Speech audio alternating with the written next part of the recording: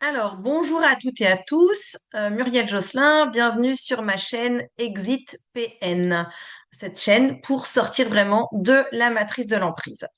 Alors, dans cet épisode aujourd'hui, on va voir un outil et des actes du PN qui sont extrêmement problématiques, qui se résument sous le mot de gaslighting, et on verra d'où ça vient. Et le but, encore une fois, c'est de vous apporter des témoignages, d'apporter des situations vraiment concrètes qu'on va décoder. Donc, souvent, en fait, j'ai demandé à mes clientes une phrase qu'elles avaient du mal à comprendre, une situation qu'elles avaient du mal à comprendre. Et de ça, bah, j'ai reconstitué une sorte de petite situation de gaslighting dans un contexte de relation, de couple, de relation amoureuse. Alors, par exemple, on a Sophie et Marc qui sont ensemble depuis 3 ans. Et Marc a progressivement commencé à manipuler Sophie en utilisant justement ces techniques de gaslighting qui ont pour but de faire douter Sophie de sa perception de la réalité, de sa vision de comment les choses se sont passées. Alors, on peut imaginer un dialogue du style Sophie qui dit: Ah, ben Marc, mais pourtant, tu m'avais dit que tu serais à la maison à 18h, mais il est 20h et là, je m'inquiétais vraiment et tout ça. Et Marc qui lui répond: Mais non, tu te trompes, je t'ai dit que je rentrerai tard ce soir, tu oublies toujours ce que je dis. Sophie qui lui dit: Ben non, moi je me souviens clairement, tu as dit 18h, je l'ai même noté dans mon agenda. Marc qui lui répond: Ton agenda doit être faux, tu sais bien que tu as tendance à mal comprendre les choses, tu devrais vraiment faire plus attention.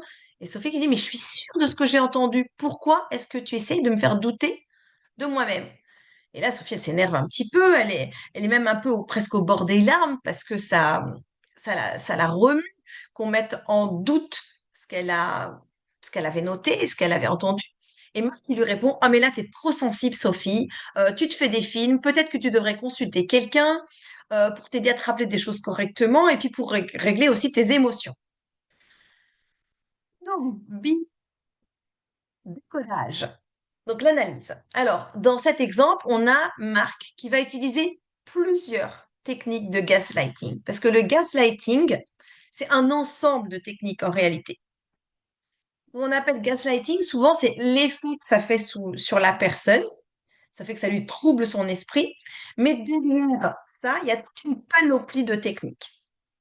Donc, la première chose, il va nier les faits.